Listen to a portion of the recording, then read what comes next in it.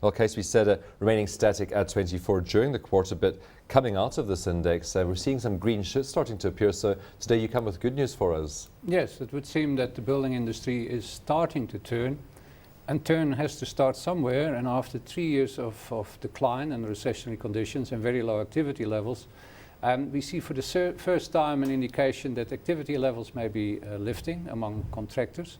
Also, 4 out of 6 sectors show some lift in confidence, obviously from very low levels. But then the start has to start somewhere. And given that the economy is already 2 years in recovery, that the interest rates are at record low levels, it is to be expected that at some point the sector also starts to catch up. And although the confirmation of that lies, of course, in future quarters, the sense that we get out of the industry is that, yes, here's the start of something. Well, let's take a look through those 6 sectors that you cover in the index, because as you said, 4 of them showing an increase in confidence. Those include building contractors, architects, quantity surveyors, and manufacturers of building materials. Are those the sectors you would have expected to lead the sector out of the recession? Well, it is specifically the building contractors, the main contractors, which should be the first to pick up that there is an improvement in actual work being tendered. Traditionally, you would also say that architects and quantity surveyors should be early indicators. But given the long period of recession that we've had, there has been quite a build-up of plans in the system that have not actually come to fruition at this point in time. And so there is some inventory overhang there. And we would expect that those subsectors to give a later indication, although in this particular quarter they have now also gone positive. We had a bit of a lapse and false dawn, if you wish, in the previous quarter, and that made us think that we had actually quite a fallback, but now we actually see it coming through on the contractor side. And I think given how deep we are already in the cyclical recovery and interest rates are low, it is to be expected that at some point these people also start to show it.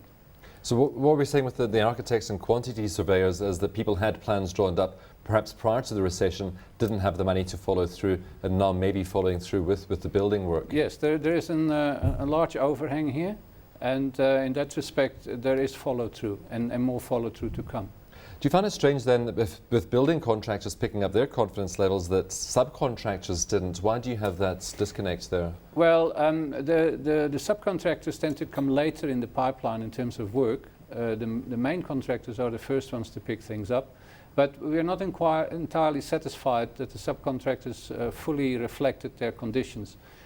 They gave index values over the past year at a certain level. They now suddenly dipped below that, even though now we find that activity starts to pick up. So we expect that to correct itself in future quarters. You also had a decline in confidence among retailers of building materials. Now, surely you have to go and buy those bricks to build the buildings. Yes, but is that the contractors, or is that people who are doing their own renovations on a smaller scale? So I think when it comes to distribution channels, the retailers at the moment are still experiencing the fact that households find, for example, this disposable income somewhat under pressure from the high price increases that we had in oil and electricity and those types of things. And also it may be echo of the first quarter consumer confidence, which actually ticked down. We take that as an indication that at retail level, the follow-through may take a little longer to come through. But when it comes to the main contractors, there we get the first signal that something is happening.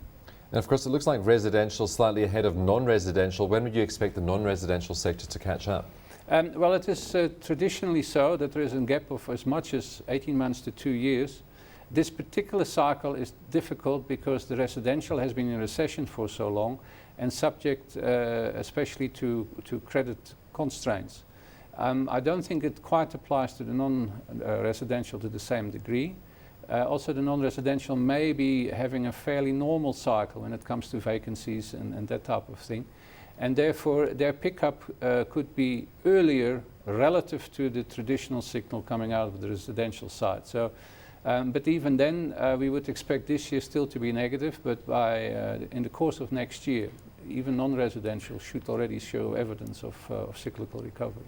How does what you've seen coming out of this survey tie in with what you're seeing elsewhere in the economy? So the growth that we're seeing at the moment, house prices, because we've been chatting to one of your colleagues, John Lewis, about house prices, and there's a bit of a concern about house prices for this year that we could see a decline in real terms. Does this tally with the other information or other data you're seeing in the economy? Well, first and foremost, this sector is terribly lagging historically. We don't usually see the pattern that we have seen in this particular cycle. Usually this sector turns up together with the rest of the economy, especially in response to an interest rate decline cycle as we have had. That hasn't happened, and I think credit is very much the reason why. So this is a belated indication that this sector too is starting to turn a corner, if only because it has been such very low levels, and also because income has been rising. Now, of course, if you were to get a fairly early upturn in the interest rate cycle and fairly vigorous, then this particular this sector will struggle in coming back. But of course, that is the question, isn't it? What kind of interest rate cycle are we going to have? Although the inflation rate is up and is probably going to smartly rise further over the next 6 months, the economy is performing modestly, and there are enormous risks internationally, and the Reserve Bank continues to kind of hint, if you wish, by way of public pronouncements, that although it will be vigilant where inflation is concerned, when it comes to the economy and these risks, it is probably taking a distant view. And for these reasons, we have to perhaps be careful that we don't talk ourselves into a too early rising interest rate cycle with consequences for this particular industry. So with interest rates still unchanged, so far so good.